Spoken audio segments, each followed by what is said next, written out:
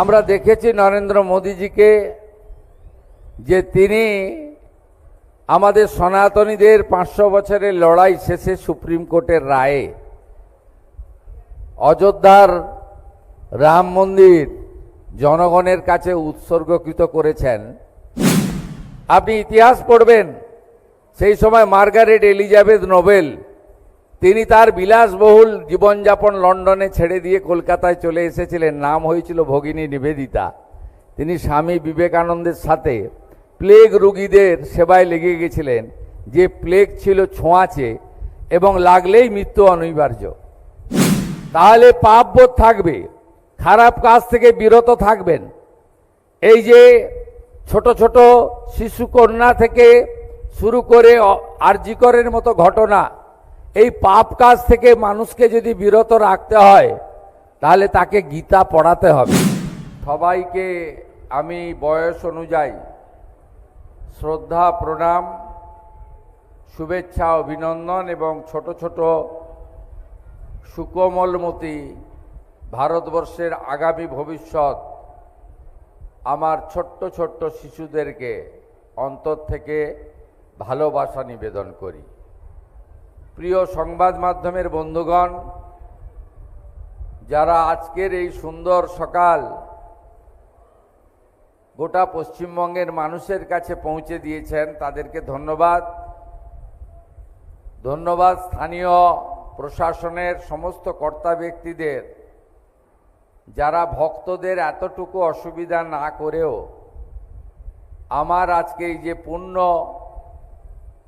কাজ, আমি একজন ভারত মাতার সন্তান, আমি একজন সনাতনী, আমি একজন সনাতনের সেবক, আমি একজন ভারতীয় সংস্কৃতির তার প্রচারক। আমাকে যে সুন্দর সুযোগ করে দিয়েছেন, কোনো ভক্তের কোনো অসুবিধা না করে, তার জন্য প্রশাসনকেও ধন্যবাদ জানাই। পূজ্যপাদ মুরাল ভাইজি সচিবালয়ে গেছিলেন আজ থেকে 10-12 দিন আগে। তিনি আমাকে আমন্ত্রণ করেছিলেন এখানকার চ্যারিটেবল ট্রাস্টের 2টি মানব সেবায় অ্যাম্বুলেন্স ডেডিকেট করার জন্য। এই মহান কাজ আমার মতো একজন সামান্য মানুষের হাত দিয়ে তারা করিয়েছেন, এর জন্য আমি কৃতার্থ, গৌরবান্বিত। আমি প্রায় 40 মিনিট ধরে আমাদের পশ্চিমবঙ্গের অন্যতম আস্থার জায়গা, আমি শুধু পশ্চিমবঙ্গ বলবো না, ভারতবর্ষের নানা প্রান্ত থেকে, এমনকি সনাতনীরা পৃথিবীর বিভিন্ন প্রান্ত থেকে তারা আমাদের প্রিয় শহর কলকাতা বা পশ্চিমবঙ্গে এলে এখানে দক্ষিণেশ্বর, আদ্যাপীঠ, এই 2টো জায়গা এবং কালীঘাট তারা দর্শন করেন। আজকে এই রাম মন্দির প্রতিষ্ঠার যিনি মূল কারিগর রামভদ্রাচার্যজি কলকাতায় আছেন, তার মেসেজ আমি পেলাম। তিনি আজকে দুপুর 12টার সময় কালীঘাটে যাচ্ছেন মাকে দর্শন করতে। আমার সঙ্গে সন্ধ্যাবেলা তার দেখা হবে। যে কোনো সন্ত, যে কোনো মহন্ত, যে কোনো ভারতীয় সংস্কৃতিকে যারা সর্বোচ্চ সম্মান করেন, তারা এই বিশেষ করে এই কয়েকটি জায়গায় আসেন এবং তাদের অন্তরের শ্রদ্ধা এবং আস্থা তারা এখানে এসে প্রকাশ করেন। আমি আজকে মুখ্যমন্ত্রী হিসাবে হয়তো এসেছি, আমার পদের পরিবর্তন হয়েছে, কিন্তু এর আগে আমি এখানকার পরিচালকরা আমাকে সুযোগ করে দিয়েছিলেন। আমি একদিন আমার এই ছোট ছোট আগামী দিনের সম্পদ, একদম সুন্দর পুষ্পের মতো যারা শোভিত আমার চোখের সামনে, এদের সঙ্গে আমি একদিন এদেরকে সেবা দিয়েছি এবং এদের সঙ্গে প্রসাদ গ্রহণ করে গেছি। তা আমি মনে করি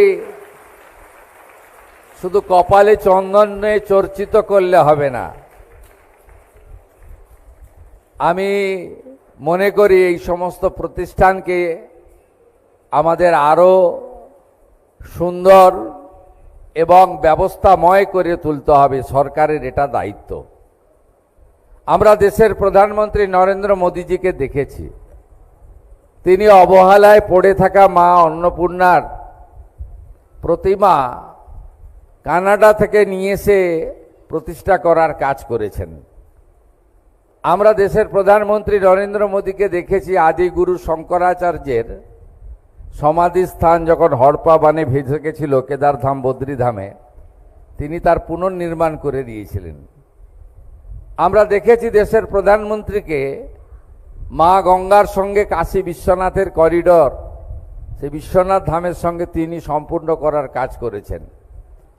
আমরা দেখেছি নরেন্দ্র মোদীজিকে উজ্জয়িনী মহাকাল মন্দিরকে তিনি কিভাবে উন্নয়নের ফলে ফুলে পল্লবিত সুশোভিত করেছেন ভক্তকুলের আরও সুবিধা করে দেওয়ার জন্য। আমরা দেখেছি নরেন্দ্র মোদীজিকে যে তিনি আমাদের সনাতনীদের 500 বছরের লড়াই শেষে সুপ্রিম কোর্টের রায়ে অযোধ্যার রাম মন্দির জনগণের কাছে উৎসর্গকৃত করেছেন, এবং যে মন্দির নির্মাণ কোনো সরকারি অর্থে হয়নি, গোটা পৃথিবীর হিন্দুরা তাদের সাধ্যমতো নিধি দিয়েছেন। বিশ্ব হিন্দু পরিষদ সে নিধি সংগ্রহ করে সেই মন্দির নির্মাণ করেছেন।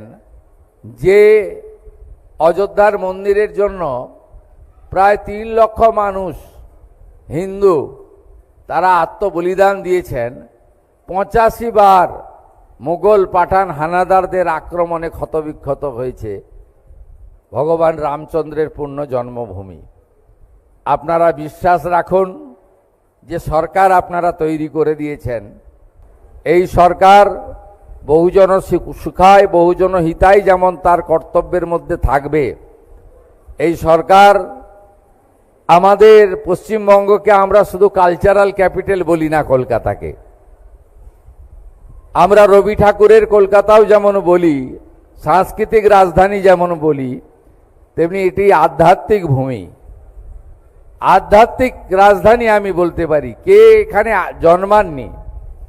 ঠাকুর রামকৃষ্ণ দেব থেকে প্রভু শ্রী চৈতন্য দেব, স্বামী বিবেকানন্দ থেকে শুরু করে আজকে যিনি এই মন্দিরের প্রতিষ্ঠাতা করেছেন তাকেও আমি প্রণাম করলাম, মাতাজিকে প্রণাম করলাম।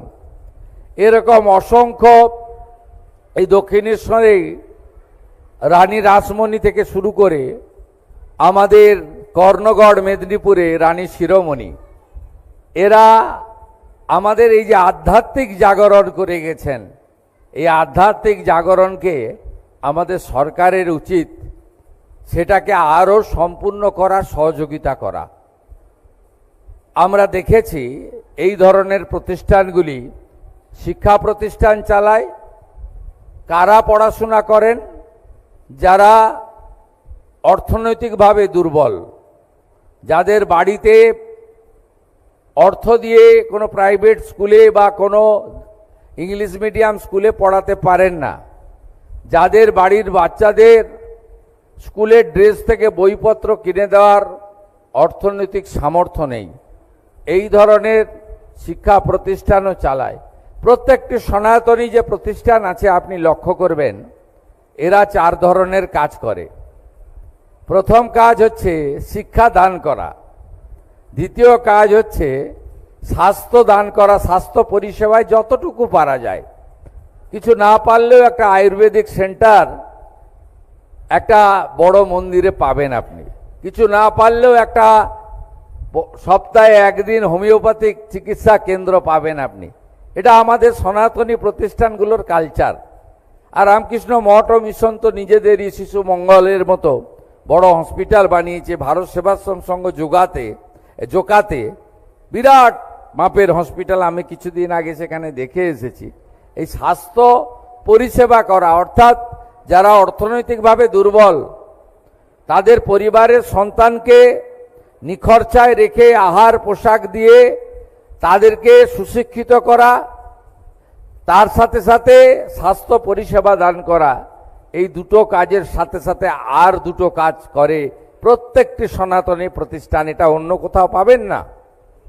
একটা হলো সেবা দান। এই অন্নদানের মতো সেবা দান অন্য কোথাও আপনি পাবেন না। যখন খরা, যখন বন্যা, যখন ভূমিকম্প, যখন কোভিড, এটা আজ যুগে যুগে। আপনি সেই প্লেগের সময় আপনি ইতিহাস পড়বেন, সেই সময় মার্গারেট এলিজাবেথ নোবেল তিনি তার বিলাসবহুল জীবনযাপন লন্ডনে ছেড়ে দিয়ে কলকাতায় চলে এসেছিলেন। নাম হয়েছিল ভগিনী নিবেদিতা। তিনি স্বামী বিবেকানন্দের সাথে প্লেগ রোগীদের সেবায় লেগে গেছিলেন, যে প্লেগ ছিল ছোঁয়াচে এবং লাগলেই মৃত্যু অনিবার্য। এই যে সেবাদান, যে কোনো জায়গায় বন্যা হলে সরকার পৌঁছানোর আগে আপনারা পৌঁছে যান। যে কোনো জায়গায় কেউ বিপর্যস্ত হলে আগে আপনারা পৌঁছে যান। কোনো বড় দুর্ঘটনা ঘটলে রক্তদান দেওয়ার ক্ষেত্রে আগে আপনারা পৌঁছে যান। এই মানসিকতা প্রত্যেকটি সনাতন প্রতিষ্ঠানের রয়েছে, অর্থাৎ সেবা দান করা। চতুর্থ যেটা প্রয়োজন রয়েছে, মানুষ তার নিজের মধ্যে যদি হুঁশযুক্ত মানুষ হতে পারে, তাকে তার ধর্মীয় জাগরণ দরকার রয়েছে, তার আধ্যাত্মিক জাগরণের দরকার রয়েছে। তাহলে পাপবোধ থাকবে, খারাপ কাজ থেকে বিরত থাকবেন।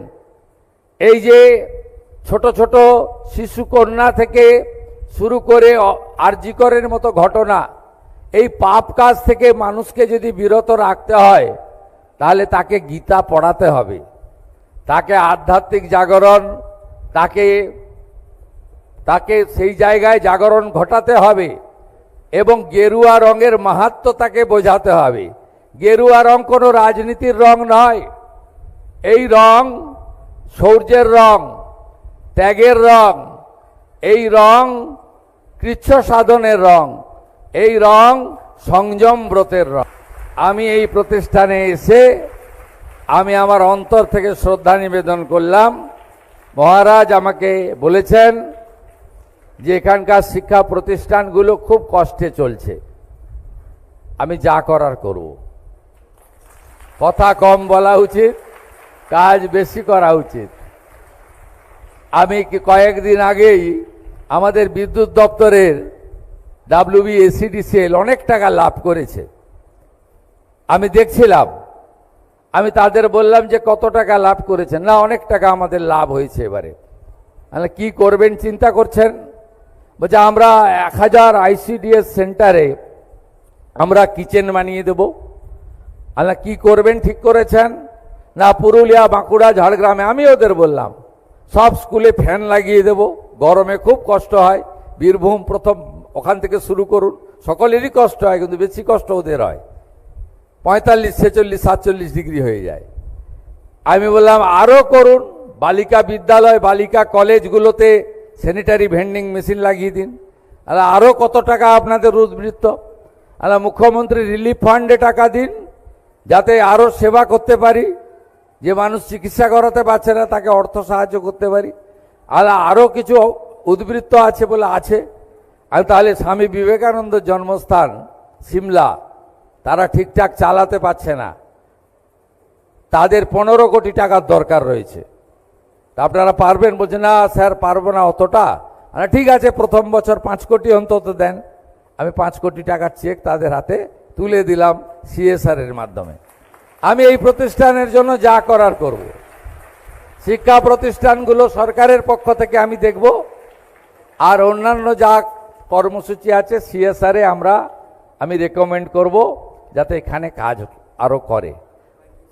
আমি সেই শিক্ষা প্রতিষ্ঠানের মধ্যেই পড়ছে প্রাইমারি স্কুলগুলো।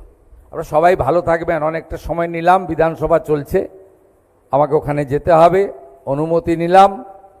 আরেকদিন আসবো, হঠাৎ করে আসবো, এসে প্রসাদ খেয়ে যাব। আপনারা সবাই খুব ভালো থাকবেন, প্রতিষ্ঠানকে বাড়িয়ে নিয়ে যাবেন।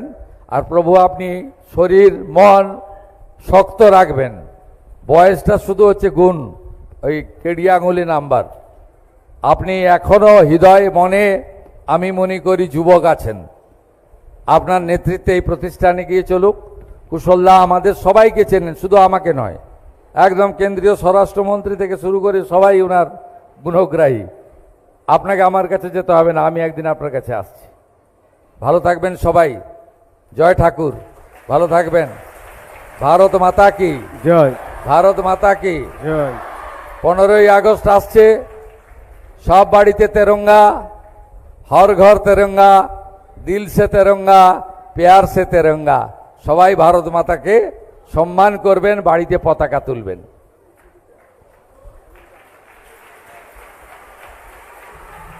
ছোট ছোট ভাই বোনের উদ্দেশ্যে কিছু বললেন সংঘের পক্ষ থেকে সাধারণ সম্পাদক কাম ম্যানেজিং ট্রাস্টি পরিপালক ব্রহ্মচারী মুরাল ভাই মহারাজজি, শ্রদ্ধেয় পশ্চিমবঙ্গের মাননীয় মুখ্যমন্ত্রী শুভেন্দু অধিকারী মহাশয়কে বরণ করে নিচ্ছেন। পুষ্পস্তবক মায়ের প্রসাদী দিয়ে, মায়ের চিত্রপট, ঠাকুরের পরা ধুতি দিয়ে বরণ করে নিলেন। আমরা সত্যি ধন্য।